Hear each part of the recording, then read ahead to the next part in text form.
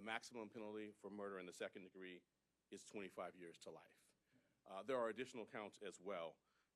A number of criminal possession of weapon charges, 2 counts in the second degree, 4 counts in the third degree, 1 count in the fourth degree, and a count of criminal possession of a forged instrument in the second degree. Let me tell you a bit about the facts. On November 24th, we allege that the defendant arrived in New York City to murder Brian Thompson. After the defendant arrived in New York City on a bus at Port Authority, he checked into the hostel on the Upper West Side using the name Mark Rosario with a fake New Jersey ID. On the morning of December 4th, the defendant left the hostel just after 5:30 a.m. and traveled to Midtown. For nearly an hour, we allege the defendant waited in the area near the Hilton Hotel, waiting for Mr. Thompson to appear. From 6:38 a.m. to 6:44 a.m., the defendant stood across from the entrance of the hotel on West 54th Street. When he saw Mr. Thompson, he crossed the street and approached him from behind. We allege he then took out a 9mm 3D printed ghost gun, equipped with a 3D printed suppressor, and shot him once in the back and once in the leg. The defendant then fled northeast on 54th Street and took an e-bike uptown before getting into a taxi that took him to West 178th Street and Amsterdam Avenue. On December 9th, the defendant was spotted at McDonald's in Altoona, Pennsylvania. The local police were notified, he was arrested, and he was found with a 9mm handgun, a suppressor, 2 ammunition magazines, and the same fake New Jersey ID he used at the hostel. I want to say a word about ghost guns. These weapons are increasingly proliferating throughout New York City and the entire country. Involving technology will only make this problem worse. Last year, over 80 ghost guns and ghost gun parts were recovered in Manhattan alone. The NYPD and the Manhattan DA's office have been leading in the interdiction of these ghost guns. And one thing I want to make clear, they're unserialized, they can be printed out, but as this case tragically makes clear, they are just as deadly as traditional firearms. This will remain a priority for us here in Manhattan. Finally, I know there have been questions about the extradition process. The latest that I can offer you is that the defendant is currently scheduled to appear in court in Pennsylvania on Thursday morning, first for a preliminary hearing on his Pennsylvania charges. Immediately to follow that will be an extradition hearing. We have indications that the defendant may waive that hearing, in which case he'd be brought to New York forthwith. In any event, we have been preparing on parallel paths, and before the hearing, we'll send to the governor of the state of New York the paperwork that would be necessary if he does not waive during that hearing. I now want to turn over to our great commissioner, and when I do so, I wanted to thank her for her partnership, not only on this matter, but on all we do every day together. Thank you.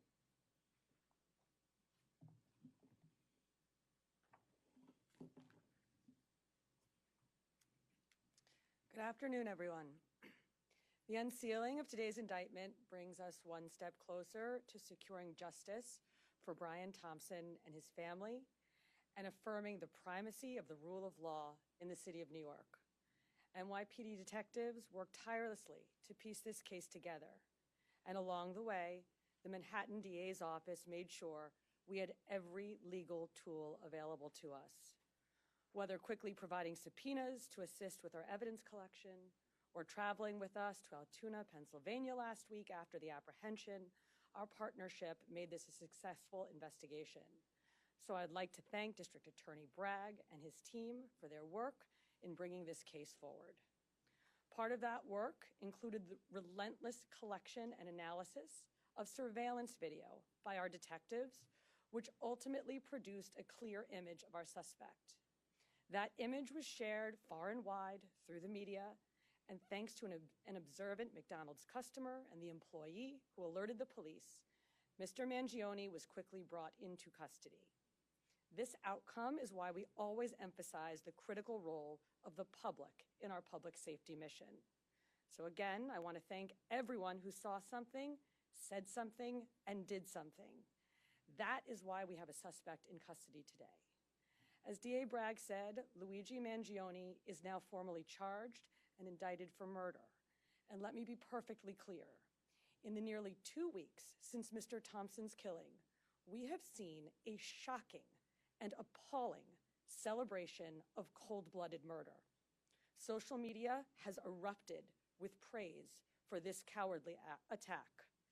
People ghoulishly plastered posters threatening the other CEOs with an X over Mr. Thompson's picture, as though he was some sort of a sick trophy. And yesterday, the New York Post reported that some extreme activists were circulating a deck of cards with other most wanted CEOs to be targeted for assassination. These are the threats of a lawless, violent mob who would trade in their own vigilantism for the rule of law that protects us all. Let me say this plainly. There is no heroism in what Mangione did. This was a senseless act of violence. It was a cold and calculated crime that stole a life and put New Yorkers at risk. We don't celebrate murders, and we don't lionize the killing of anyone. And any attempt to rationalize this is vile, reckless, and offensive to our deeply held principles of justice.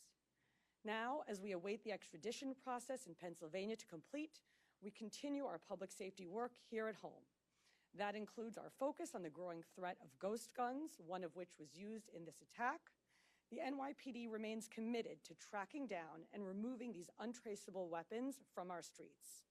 And we will do that work hand in hand with District Attorney Bragg here in Manhattan and in every other borough to ensure that those who possess, distribute, and use these weapons are held fully accountable. Finally, I want to again thank every member of the NYPD, uniform and civilian, working on this case, led, of course, by our great Chief Kenny, whether in Midtown North Squad, Homicide, the Crime Scene Unit, Intelligence Bureau, and everywhere else. All of you contributed to today's indictment, and you've brought the Thompson family one step closer to justice in this case. Thank you.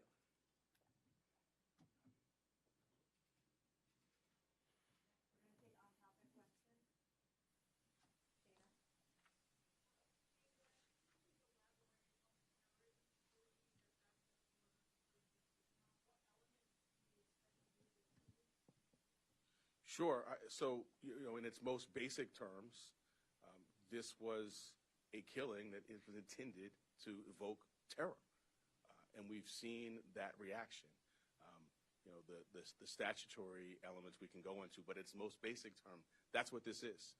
This was not an ordinary killing, not to suggest that any killing is ordinary, but this was extraordinary, and the New York State Legislature has set out both the paths that we talk about, both the murder one and murder two, and this we allege is certainly squarely within those statutes which talk about intending to do exactly what we saw happen here.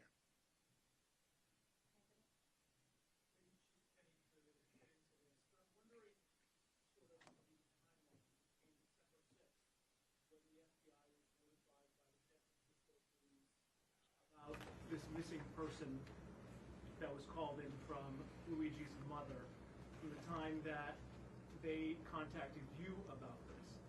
Were you aware of this when he was arrested, or is this something that was still being processed at the time? And what did his mother say? So the original missing report took place back in November 18th in San Francisco. The sergeant that was involved in that case reached out to the San Francisco field office and said, hey, basically, I'm working on a missing case. I saw the photograph that was distributed by the NYPD. There bears a resemblance. That tip was forwarded to us close to 45 hours after the incident took place. It showed up to a TFO, which is a task force officer. We have NYPD officers embedded with the FBI. They received that tip. It was one of 4 tips that they had received that day. and they were vetting it. Part of that vetting process was that they reached out to Mangione's mother in San Francisco very late on the 7th. They had a conversation where she didn't indicate that it was her son in the photograph, but she said it might be something that she could see him doing. So that information was going to be passed along to the detectives the next morning, but fortunately we apprehended it before that we could act on that. Adam? The commissioner has talked about how the defendant's been lionized and celebrated. I'm wondering how concerned you are about a potential jury knowing that someone on that jury would be someone who would lionize and celebrate him. Well, I want to echo the commissioner's words, concerns, which I think were put forth beautifully. And we head around the notion that someone is celebrating this. To your specific question, we're at the beginning of a litigation now with our charge. We have a phenomenal trial team in place, led by ADA Joel Seidman, who has been in this office for more than 40 years and handled some very challenging matters. We have a voir-dire process in place. I have faith in our jury system to select 12 people who can be fair and impartial, but we'll move forward, and that's something well down the road, but we'll be ready when that time comes. Two questions, if possible. One will be about Mr. Thompson's family. But the first, I want just maybe to explain more to viewers how you come to the conclusion that this is an act of terrorism. I think it's an important part of this. And so I'm hoping maybe you can explain that a little more and just sort of define maybe the statute here a little bit. Sure, and my point, the statute talks about attempts to influence or coerce a civilian population. The statute talks about intending to influence a policy of government, and it talks about seeking to put forth things sort of similar to that by murder. So the statute's plain language, the statute is clear. Obviously, we've charged it, the grand jury has voted on it, and we intend to go forward and prove it. But I think it does help to take a step back and think about the proof in the case, some of the writings. I'm not going to get into too much of that, but and the actual reaction. In the middle of Midtown, the beginning of a busy day, tourists, commuters, business people, the intent was to sow terror. And then if I could just, on Mr. Thompson's family, sadly, as you say, not a lot of focus has been given to Mr. Thompson or his family. And I'm wondering if the victim services folks or any of the folks in your office have been talking to them and what that's been like, and if there's anything you can say about that. I'm not going to talk about communications with the family other than to say that we have a robust survivor services staff here that is second to none, but I would not talk about communications with any family. I don't think it'd be appropriate. But I appreciate your concern. Well, it's just because, like you're saying, there's been so much focus on the suspect here, and it's quite different than what we normally see. I echo what the commissioner said, and the sentiment of your question, my heart goes out to. This is a significant piece of what we do here, is we center the trauma of survivors and victims and their families. A significant piece of what I do is sit across the table and look people in the eye, and when appropriate, if they want to, offer a hug. And we have dedicated advocates and counselors and great staff that focuses on that. So I agree completely with you, and I wish that that's where the public's focus was exclusively. That's where it should be.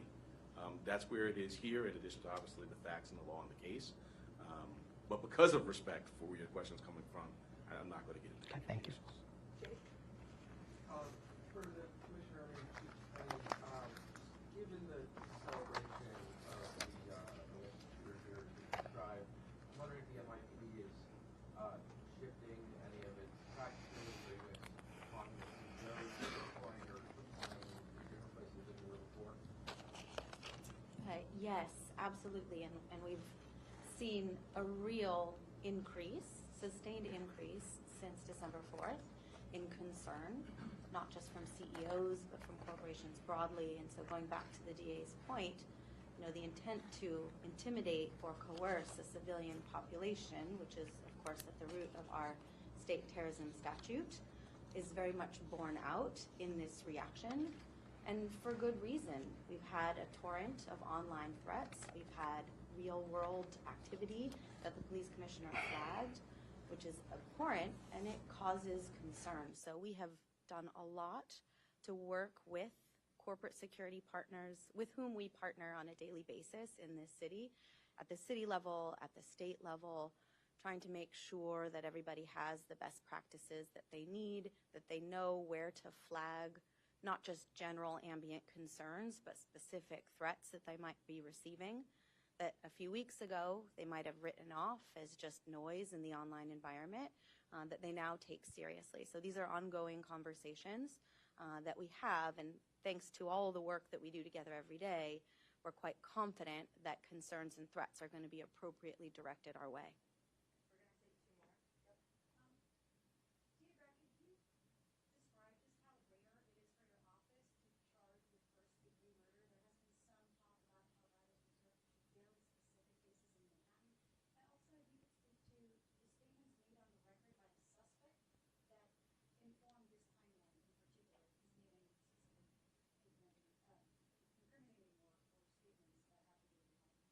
So I'll address the first piece. The first-degree murder statute has a number of subsections. They're sort of clearly delineated, and they are reserved for, the most abhorrent conduct: killing a police officer, serial killing, and the terrorism is one subsection of that. And so I would say, fortunately, that's not happening a lot. Taking a step back, I can't think of another office that is more equipped to handle a terrorism charge. We have a great terrorism unit. We were at the forefront of getting the statute passed. Within the last 2 years, we've tried 2 very significant terrorism cases, one involving an English-speaking operative based in Jamaica, and another involving someone who was here and funding overseas terrorism by cryptocurrency. So we have the expertise, and as I mentioned, the expertise on this team, and so we're prepared to go forward. Yeah, I'm not going to go beyond what's in the filing. All right, last question, Laura.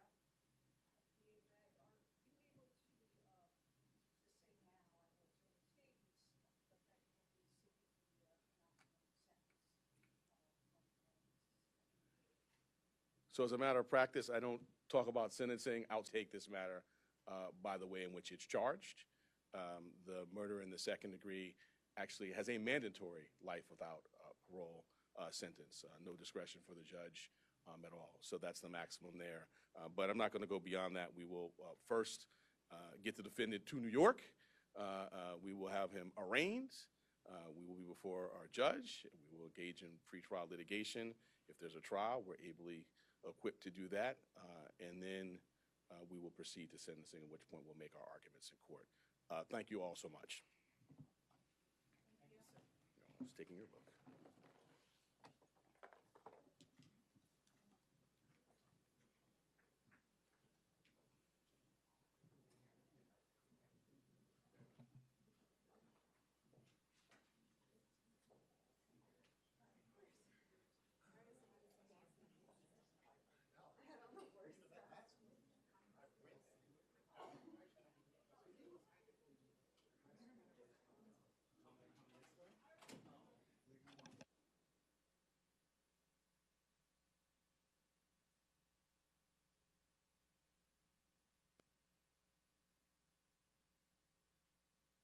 Mike, Lynn.